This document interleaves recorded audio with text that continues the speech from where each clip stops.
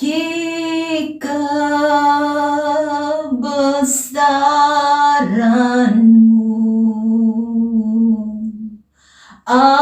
ajaib Tuhan,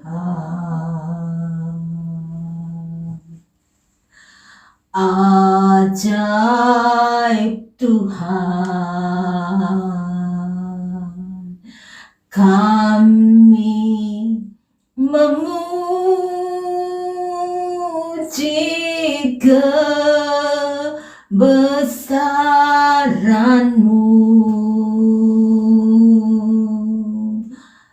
ajaib Tuhan,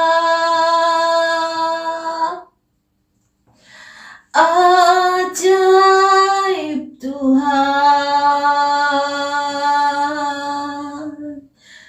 Kami memuji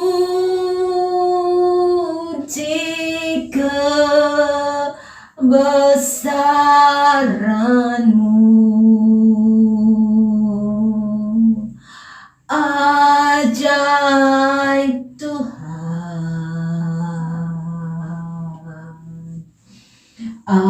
ajaib Tuhan. Kami memuji kebesaran-Mu, ajaib Tuhan,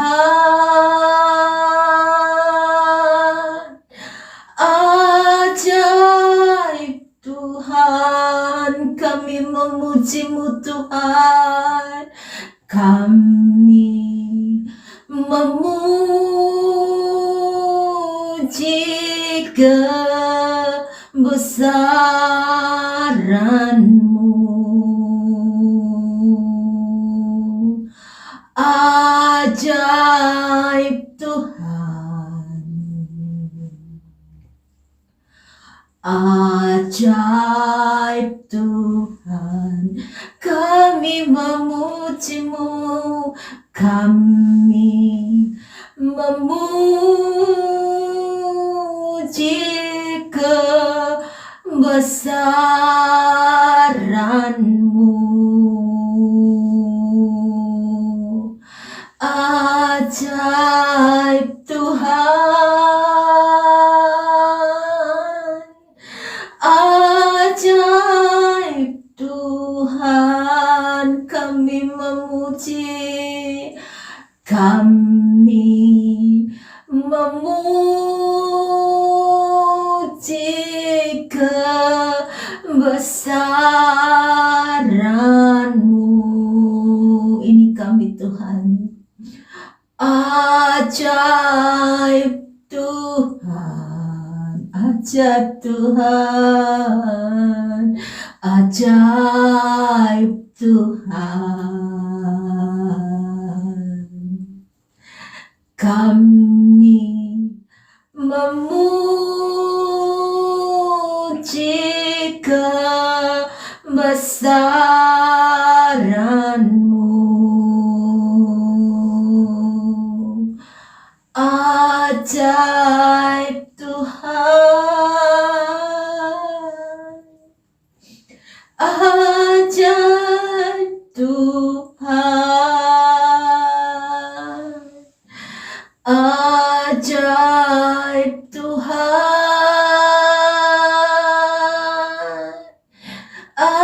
ajaib Tuhan.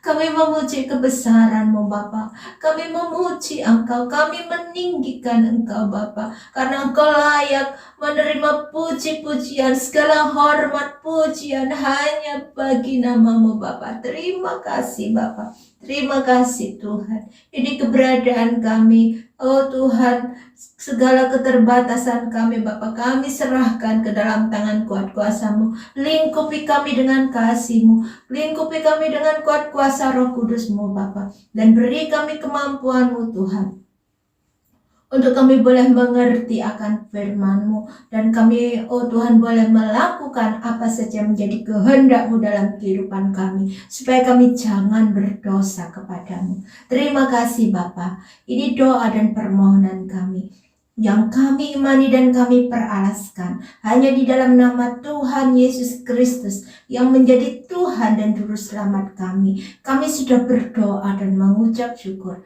Haleluya. Amin. Salam, salam sejahtera di dalam nama Tuhan Yesus Kristus.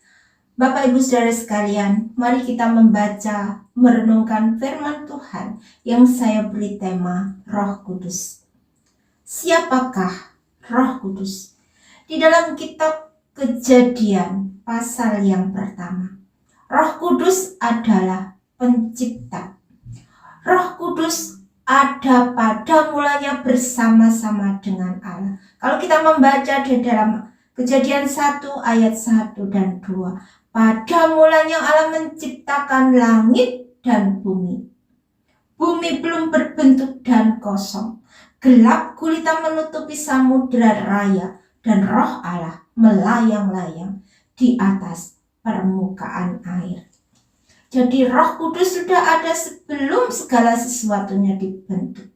Dan pada waktu Allah menciptakan langit dan bumi, Roh Allah melayang-layang di atas permukaan air. Jadi sesungguhnya Roh Kudus adalah pencipta. Roh Kudus adalah pribadi Allah. Roh Kudus adalah Allah sendiri. Roh Allah yang hidup dan berkuasa, yang menjadikan, yang menciptakan langit dan bumi. Sesuatu yang tidak ada menjadi ada. Dan sejak awal penciptaan manusia, Roh Kudus sudah bekerja dan menaungi, melindungi manusia ciptaan Allah. Roh Kudus tidak nampak secara mata jasmani kita, tetapi Roh Kudus bekerja dengan caranya yang ajaib, caranya yang dahsyat dan luar biasa, dan di luar akal dan nalar atau pemikiran manusia. Roh Kudus bekerja untuk menolong dan memerdekakan kita manusia berdosa dari dosa dan pelanggaran kita kepada Allah. Firman Tuhan, sebab Tuhan adalah Roh, dan di mana ada Roh Allah, di situ ada kemerdekaan. Di dalam kisah Ananias dan Safira, ketika mereka berdusta di depan rasul-rasul karena telah menahan sebagian hasil penjualan sebidang tanah miliknya dengan setahu istrinya. Tapi Petrus berkata kepada Ananias, "Ananias, mengapa hatimu dikuasai iblis sehingga engkau mendustai Roh Kudus dan menahan sebagian dari hasil penjualan tanah itu, selama tanah itu tidak dijual? Bukankah itu tetap kepunyaanmu? Dan setelah dijual, bukankah hasilnya itu tetap dalam kuasamu? Mengapa engkau merencanakan perbuatan itu dalam hatimu? Engkau bukan mendustai manusia, tetapi mendustai Allah." Dalam 1 Korintus 3 ayat yang ke-16. "Tidak tahukah kamu bahwa kamu adalah bait Allah, dan bahwa Roh Allah diam di dalam kamu?" Dan Tuhan Yesus berkata, "Tetapi jika aku mengusir setan dengan kuasa Roh Allah, maka sesungguhnya kerajaan Allah sudah datang kepadamu." Jadi Roh Kudus adalah Roh Allah, pribadi Allah sendiri, dan Roh Kudus adalah Allah. Ketika murid-murid Tuhan Yesus ketakutan kepada orang-orang Yahudi setelah peristiwa penyaliban dan kematian Yesus Kristus di atas kayu salib. Karena ketakutannya kepada orang-orang Yahudi, sehingga mereka senantiasa melakukan pertemuan dengan pintu-pintu yang terkunci. Tapi tiba-tiba Tuhan Yesus datang dan berdiri di tengah-tengah mereka dan berkata, "Damai sejahtera bagi kamu."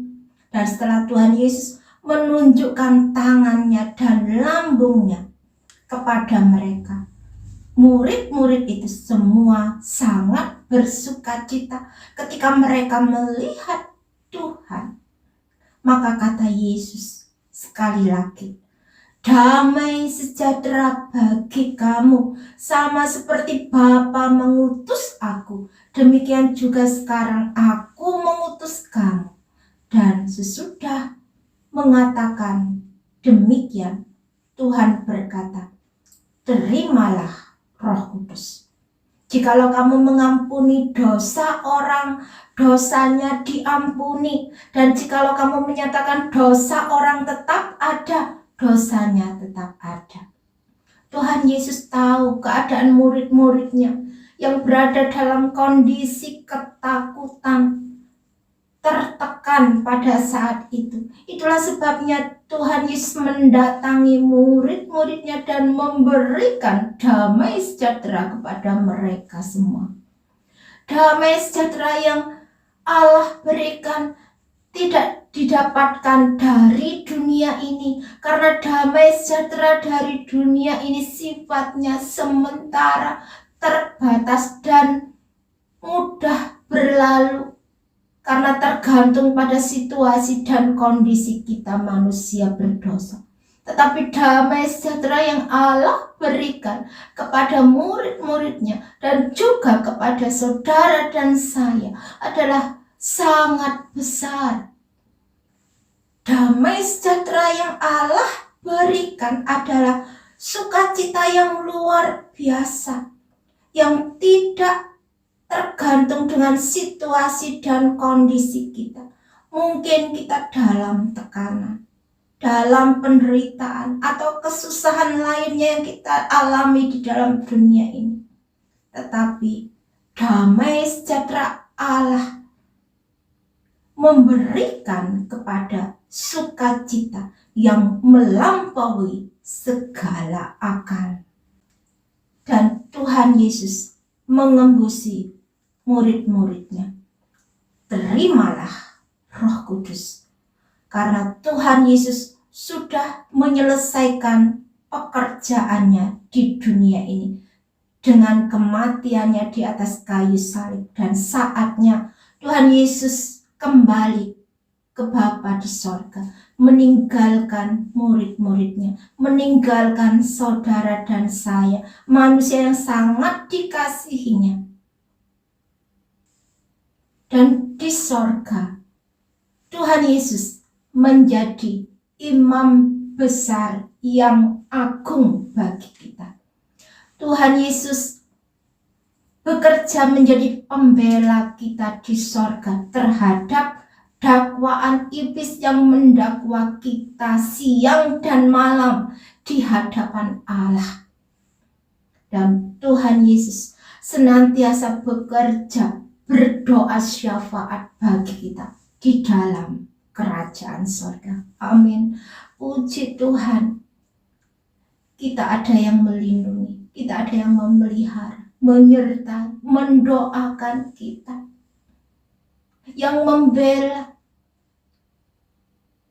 Inilah Allah kita, Allah yang mengasihi kita, Allah yang tidak membiarkan kita manusia sendirian.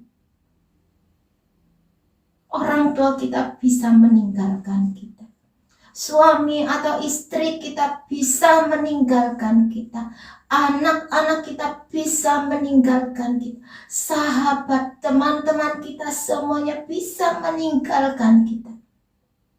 Tapi Dia Allah yang hidup, Dia Allah yang berkuasa, Dia Allah yang sangat mengasihi kita. Dia tidak pernah membiarkan kita. Dia tidak pernah meninggalkan kita. Karena dia tahu keberadaan kita sebagai manusia. Kita ini debu.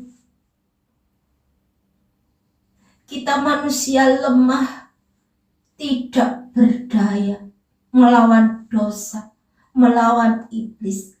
Itu sebabnya Allah tetap menolong kita. Allah tetap menyertai kita. Sekalipun Tuhan Yesus sudah berada di dalam kerajaan sorga.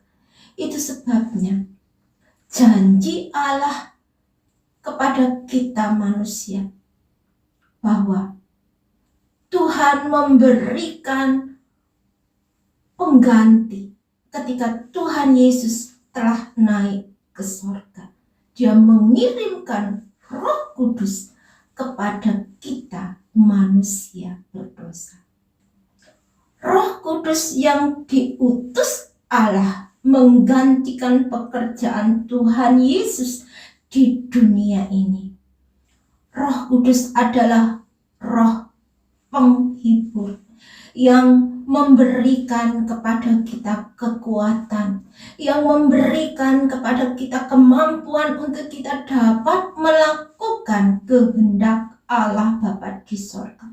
Karena firman Tuhan, bukan setiap orang yang berseru kepadaku, Tuhan, Tuhan, akan masuk dalam kerajaan Allah, melainkan dia yang melakukan kehendakku.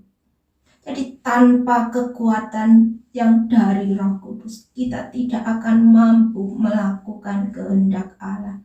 Dan Roh Kudus yang Allah berikan kepada kita bukan hanya menyertai kita, melainkan akan berada di dalam diri kita.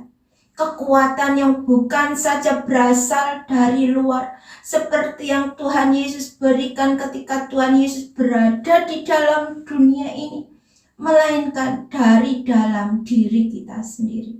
Karena Roh Kudus akan mengambil hidup Yesus Kristus dan menaruhnya ke dalam hidup kita, hidup setiap orang-orang yang mempercayai Dia, bahwa Tuhan Yesus adalah Tuhan dan Juru Selamatnya secara pribadi. Galatia 2 ayat yang ke-20. Namun aku hidup, tetapi bukan lagi aku sendiri yang hidup, melainkan Kristus yang hidup di dalam aku. Dan hidupku yang kuhidupi sekarang ini di dalam daging adalah hidup oleh iman dalam Anak Allah yang telah mengasihi aku dan menyerahkan dirinya untuk aku.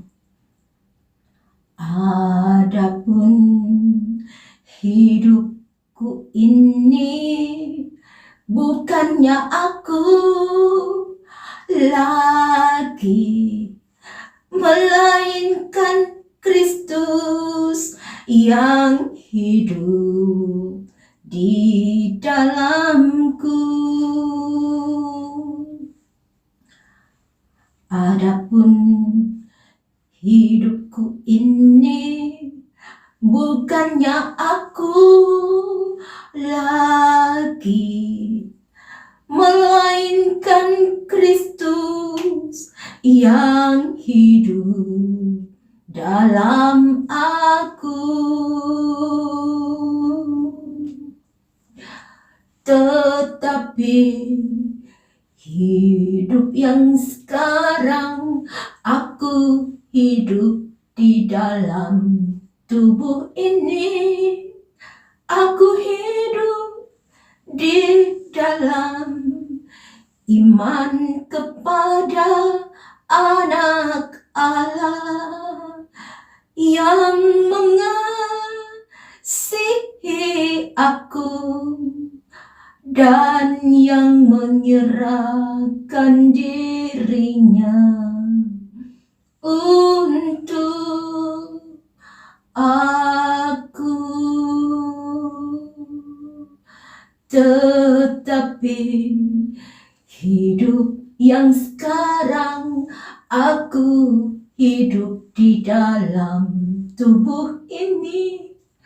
Aku hidup di dalam iman kepada Anak Allah yang mengasihi aku dan yang menyerahkan dirinya untuk aku.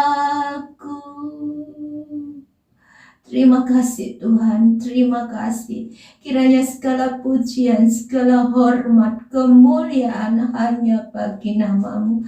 Ini doa dan permohonan kami Bapa, yang kami imani dan kami peralaskan hanya di dalam nama Tuhan Yesus Kristus, yang menjadi Tuhan dan Juru Selamat kami. Kami sudah berdoa dan mengucap syukur. Haleluya, amin. Puji Tuhan. Berbahagia setiap kita mendengar firman Tuhan dan yang melakukan di dalam kehidupannya. Tuhan Yesus memberkati.